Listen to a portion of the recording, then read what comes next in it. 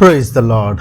प्रभु के नाम की स्तुति हो। हमारा विषय है मत्ती रचित सुसमाचार, उसका 11 अध्याय 20 से लेकर 24 वचन तक पढ़ेंगे। तब वह उन नगरों को उलाहना देने लगा जिनमें उसने बहुत से सामर्थ्य के काम किए थे, क्योंकि उन्होंने अपना मन नहीं फिराया था। हाय खुराजीन, हाय बैतसैदा, जो सामर्थ्य के काम तुम में किए गए, यदि वे सूर और सैदा में किए जाते तो टाट ओढ़कर और राख में बैठकर वे कब के मन फिरा लेते। परंतु मैं तुमसे कहता हूँ कि न्याय के दिन तुम्हारी दशा से सूर और सैदा की दशा अधिक सहने योग्य होगी। हे कफरनहुम, क्या तू स्वर्ग तक ऊंचा किया जाएगा? तू तो अधोलोक तक नीचे जाएगा। जो सामर्थ के काम तुझ में किए गए हैं, यदि सदोम में किए जाते तो वह आज तक बना रहता। पर मैं तुमसे कहता हूँ कि न्याय के दिन तेरी दशा से सदोम की दशा अधिक सहने योग्य होगी। अविश्वासी नगरों पर परमेश्वर का न्याय। पिछली बार जब हमने इन वचनों को सीखा था मरकुस रचित सुसमाचार में, तो मैंने आपसे कहा था कि परमेश्वर एक्सपेक्ट करते हैं। जब परमेश्वर कफरनहूम में सेवा किया, जब बैतसैदा के गांवों में वो बार बार गया, वहां समय बिताया, वहां के लोगों को मौका था, वहां ज्योति चमकी, अन्य जातियों के गलील में ज्योति चमकी। लेकिन ज्योति चमकना एक बात है और उसके ऊपर कैसा रिस्पॉन्स किया, उसी के अनुसार परमेश्वर व्यवहार भी करता है। वचन हम देखते हैं कि परमेश्वर का वचन कहता है वो टेढ़े के साथ तिरछा है और सीधे के साथ क्या है, भला है। उसके पास घटती बढ़ती के बटखरे नहीं है, परंतु वो धर्म और न्याय से काम करता है। हम एक बात ये भी देखते हैं कि वचन कहता है जैसा तुम चाहते हो कि लोग तुम्हारे साथ करें, तुम भी उनके साथ वैसा ही करो। यहां हम देखते हैं कि यीशु मसीह उन नगरों पर जिनमें यीशु मसीह ज्यादातर समय बिताया, क्योंकि जहां कहीं भी वो सेवकाई में व्यस्त होते थे और आकर उन्होंने सेंटर के तौर पर कफरनहूम को चुना और वो ज्यादातर वहां समय बिताते थे। बहुत तेरे आश्चर्य कर्म यीशु मसीह कफरनहूम में किया। बैतसैदा गांव में जो उसके पास है, जो गलील सागर के उत्तर पश्चिम में है, खुराजीन, बैतसैदा और कफरनहूम, ये गांव जहां पर यीशु मसीह ने ज्यादा एक्टिविटी की, बहुत लोगों को चंगा किया, उपदेश दिए, तो उसी हिसाब से परमेश्वर क्या भी करते हैं, आउटपुट भी मांगते हैं। और अगर जैसा आउटपुट आया, देखिए हम एक उदाहरण को पढ़ते हैं। प्रभु यीशु ने कहा कि एक दाख की बारी में एक अंजीर था, तो दाख की बारी का जो स्वामी है वो 3 साल तक उस अंजीर के पेड़ पर आता रहा ताकि उसमें फल पाए। लेकिन जब फल नहीं मिला तो तीसरे साल उस स्वामी ने कहा कि इस अंजीर के पेड़ को क्या करो, काट कर फेंक डालो, क्योंकि इसमें क्या नहीं आता, फल नहीं आता। क्यों? क्योंकि ये फलवंत तो होता नहीं है, जगह भी घेर कर रखा हुआ है, तो इसको हटाओ ताकि यहां कुछ और लगाया जाए, क्योंकि हमेशा फल चाहिए। अब मैं किसान हूं, गेहूं बोई है, गेहूं किस लिए बोई, मन बहलाने के लिए बोई है, फल चाहिए। थोड़ा और प्रैक्टिकल हो जाए, स्कूल में जाते हैं, ड्यूटी करते हैं, काम पर जाते हैं, ठेकेदार जी, फल चाहिए। पेड़ में तो सेब लगेगा, अनार लगेगा, कीनू लगेगा, चीकू लगेगा, वो फल क्यों चाहिए? किसान को देख के खुश होना उसको क्यों चाहिए? उस फल को वो बेचकर मंडी से क्या करेगा, पैसा अपने जीवन का निर्वाह करेगा, क्योंकि वो उसके ऊपर मेहनत किया है, 2, 3, 4 साल मेहनत किया है। क्योंकि पेड़ को बनने में 4-5 साल लगते हैं। आजकल कलमी सिस्टम आ गया, तो एक टहनी काटकर, क्योंकि वो मैच्योर पेड़ है, उसकी टहनी काटकर उसी को उगाते हैं, तो उसमें जल्दी फल आ जाता है। लेकिन कलमी भी लगाया, 6 महीने साल इंतजार करोगे, उसमें तो बल्कि और जल्दी एक्सपेक्टेशंस आ जाती हैं। परमेश्वर भी एक्सपेक्ट करता है और अगर नहीं पाता, देखिए यीशु मसीह जब आया और आज तक अनुग्रह का समय है, लेकिन यहां हम देखें अनुग्रह के समय में न्याय के वचन दे रहा है प्रभु। अनुग्रह के समय में वचन कौन सा है? न्याय का वचन है। यूहन्ना रचित सुसमाचार उसका 12 अध्याय उसका 44 वचन से जब हम पढ़ते हैं, तो प्रभु ने कहा है कि मैं जगत का न्याय करने नहीं आया, परंतु जो वचन मैंने कहा है यही अंत के दिनों में जगत का क्या करेगा, न्याय करेगा। लेकिन यहां क्या है, बात तो प्रभु अंत की ही कर रहे हैं। यीशु मसीह संसार से चले गए, क्रूसिफिकेशन हो गया, वो नगर वैसे के वैसे ही थे, लेकिन बाद में उन नगरों पर उजाड़ आया। तो कहने का मेरा मतलब यह है कि प्रभु एक्सपेक्ट करते हैं, ये ऊपर की बात है। थोड़ा सा और गहराई में जाएं, प्रभु बिल्कुल बराबर तोल के देखते हैं।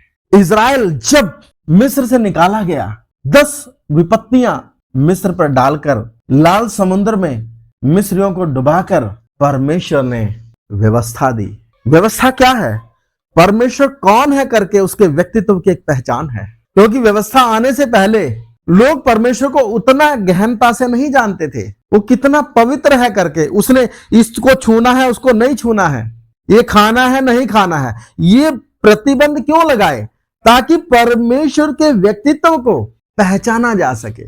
व्यभिचार किया तो जान से मारा जाएगा, हत्या किया है तो हत्या उसके बराबर, प्राण के बदले प्राण, आंख के बदले आंख, दांत के बदले दांत। क्यों? परमेश्वर सच्चा क्या है? न्यायी है। ये उस बात को दिखाता है। इंसान को ये समझाने के लिए कुछ एग्जाम्पल्स दिए गए कि वो समझ ले कि परमेश्वर कौन है। तो यहां जिन नगरों में कफरनहुम, खुराजीन, बैतसैदा, ये कौन से नगर हैं?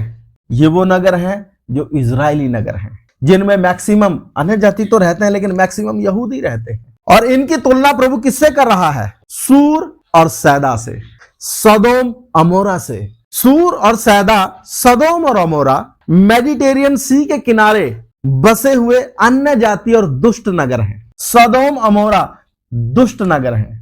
तो दुष्ट नगरों से जो इजरायली प्रजा के जो नगर हैं उनको कंपैरिजन करके प्रभु कहते हैं कि अगर ये सब काम, चंगाइयां, छुटकारा और प्रवचन, परमेश्वर के संदेश अगर इन अन्य जाति नगरों में दिए जाते तो ये कब के क्या फिरा लेते?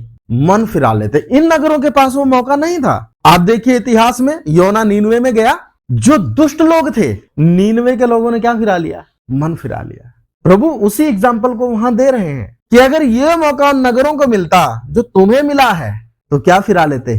कब के मन फिरा लेते, टाट ओढ़ लेते। नीनवे ने ओढ़ा टाट। तो परमेश्वर जब हमारे लिए कुछ करता है, हम पर करुणा करता है, हम पर उपकार करता है, मैं कहता हूं कि सलीब पर जो प्रेम प्रभु ने प्रकट किया उसके बराबर दुनिया में कोई बलिदान नहीं है। लेकिन प्रभु अच्छा है, प्रभु महान है, इसके साथ साथ वो क्या भी है? न्यायी भी है। न्यायी है तो वो बराबर तोलता है। जैसा यूहन्ना रचित सुसमाचार उसका 3 अध्याय उसका 17 और 18 में लिखा है कि दंड की आज्ञा का कारण यह नहीं है कि जगत में पाप है, या पाप के कारण, आदम के पाप के कारण लोगों को दंड की आज्ञा है, लोग नरक में जाएंगे। दंड की आज्ञा का कारण यह है कि लोगों ने उद्धारकर्ता प्रभु यीशु मसीह पर क्या नहीं किया?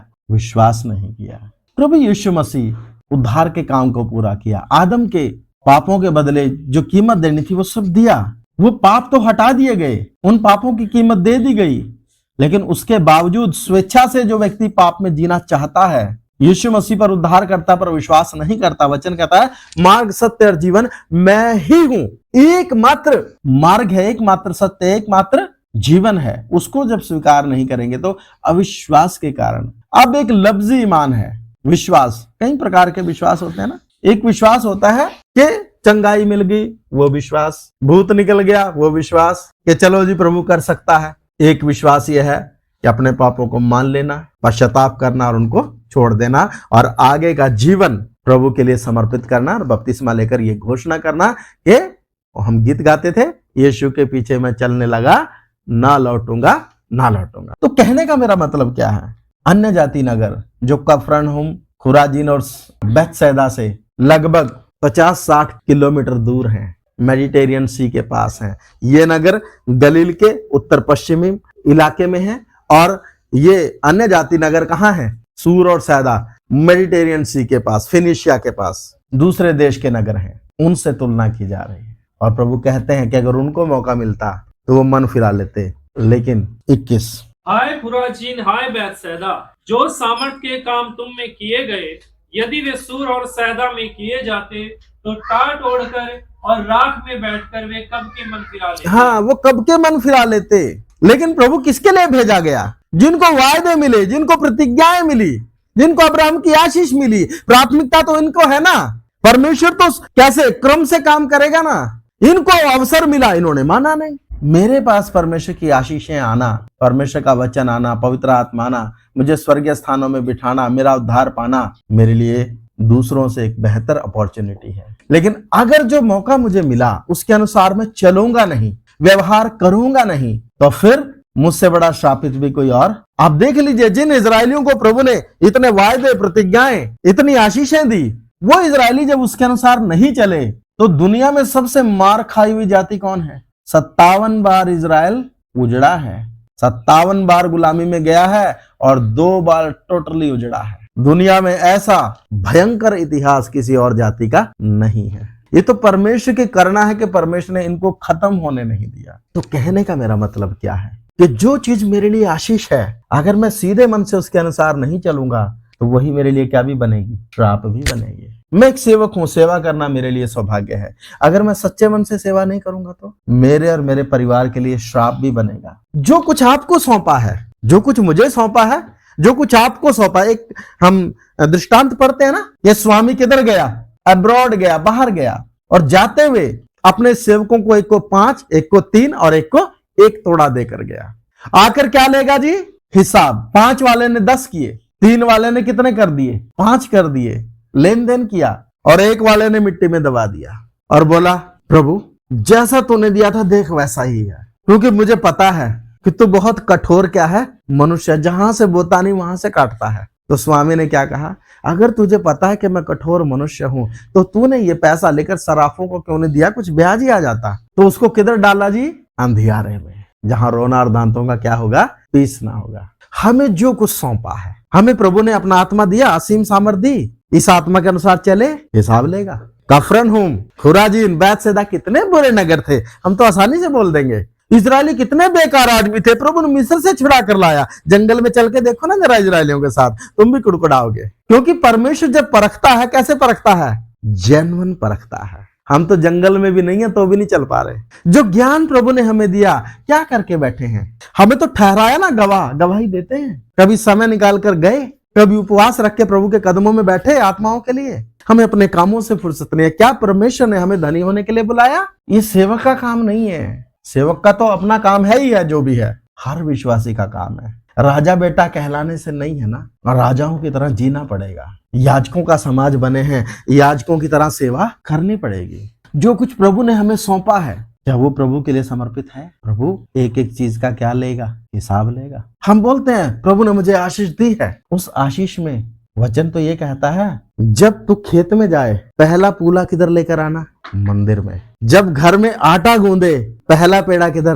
पहला गूंदा हुआ आटा किधर? बात मैं दान की नहीं कर रहा हूं, बात मैं प्राथमिकता की कर रहा हूं कि हर चीज में मेरे और आपके जीवन में किसको प्राथमिकता? मेरे जीवन में हम देखते हैं लूका 14 अध्याय उसका 26 वचन, जो कोई मेरे पास आना चाहे अपने माता पिता पत्नी बच्चे लड़के बाले खेत कारोबार वरन अपने आप से भी घृणा ना करे। इंग्लिश में हेट लिखा है। वो हेट वास्तव में हेट नहीं है, उसका एक मीनिंग है, उसका एक अर्थ है। उस शब्द के अर्थ में जाना पड़ेगा, उसको शाब्दिक तौर से ना लें, क्योंकि स्वर्गीय उद्देश्यों को हमारे बीच में प्रकट करने के लिए या हमारे बीच में व्याख्या करने के लिए शब्द नहीं है। वो एक तुलनात्मक शब्द है कि प्रभु ने जब हमें अपने लिए चुना, दाम देकर खरीदा, फिर हम अपने जीवन में अपने माता पिता पत्नी बच्चे खेत कारोबार और अपने आप को भी प्राथमिकता नहीं दे सकते। अपने जीवन में किसको प्राथमिकता देनी है?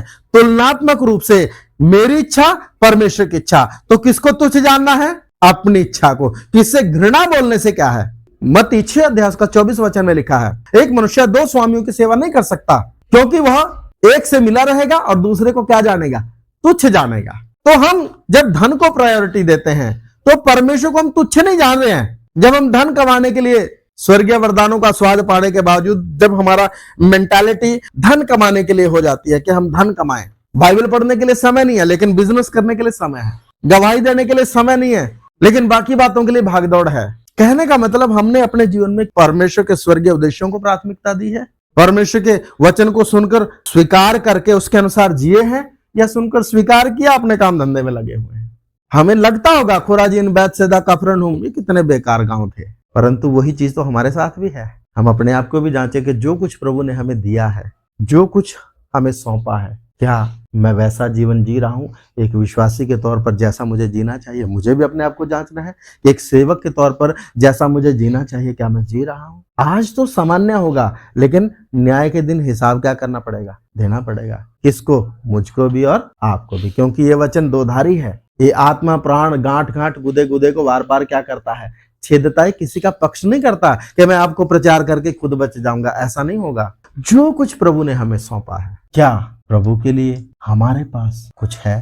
क्या वो मन है जो पहले था? कफरनहूम, बैतसैदा, खुराजीन, हम इनको तो तुच्छ जान लेंगे, लेकिन अपने आप को भी वचन के उस दर्पण में रखकर देखें। कितना समय मैं अकेले प्रार्थना करता हूँ, कितना समय दिन के ठंडे समय में परमेश्वर आदम और हव्वा से खुद मिलने आता था।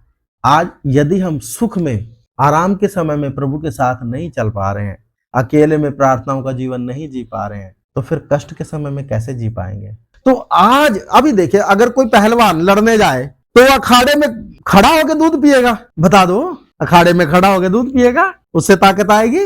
ये वो पहले से लगा हुआ है, उसने एक गुरु भी धारण किया हुआ, उसने सारे दांव पेच सीखे हुए, उसने अपने शरीर को भी सुबह उठ के क्या किया है ना, एक्सरसाइज के द्वारा तैयार किया, उसने अपने स्टेमिना को मेंटेन किया, सारे दांव पेच सीखे हैं, वो अच्छे गुरु के अंडर रहकर क्या किया है, सीखा हुआ है।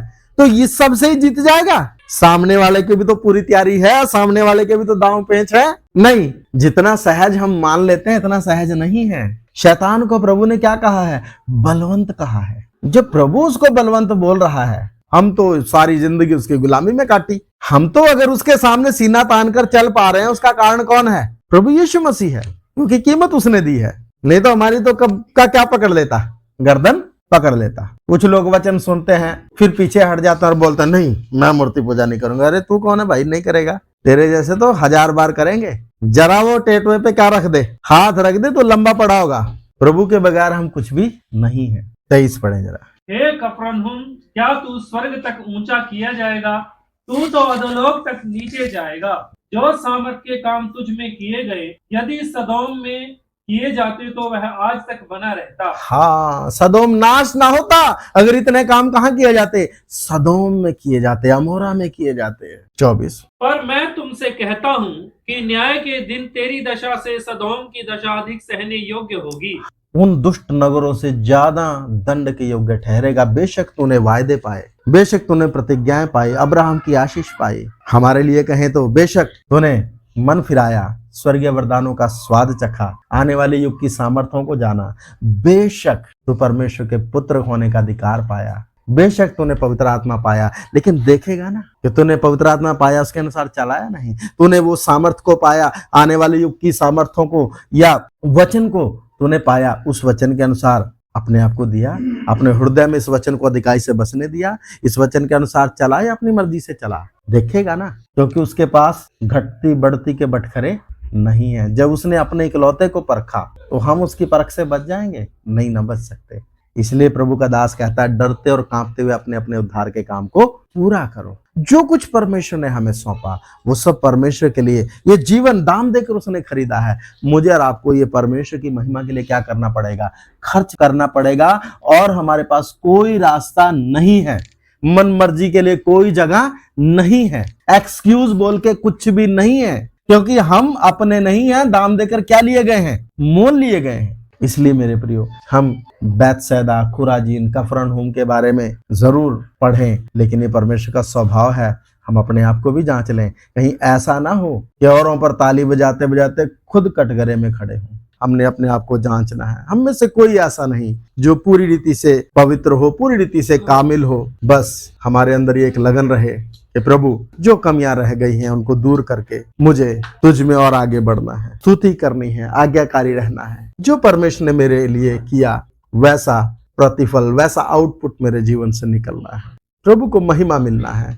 आइए प्रार्थना करें। प्यारे खुदाबंद, होने दे प्रभु, आज आपने हमसे बात की। प्रभु, हम अपने आप को जांचते हुए हर बात में अपने जीवन की तुझको प्राथमिकता देते हुए चलें, ख्याली रूप से नहीं, वास्तविक रूप से प्रभु, ताकि आपका आत्मा हमारे हृदयों में प्रसन्नता के साथ रह सके और आत्मिक वरदानों और फलों से और आत्माओं के उन फलों से लद सके। खुदावंद सहायता करें, क्योंकि आप हमसे फल ही तो चाहते हैं और इसीलिए हमें ठहराया कि फल लाएं और बना रहने वाला फल लाएं। प्रभु, ऐसा ही हमें जीने के लिए सहायता कर, ताकि फलवंत और फलवंत हो सकें।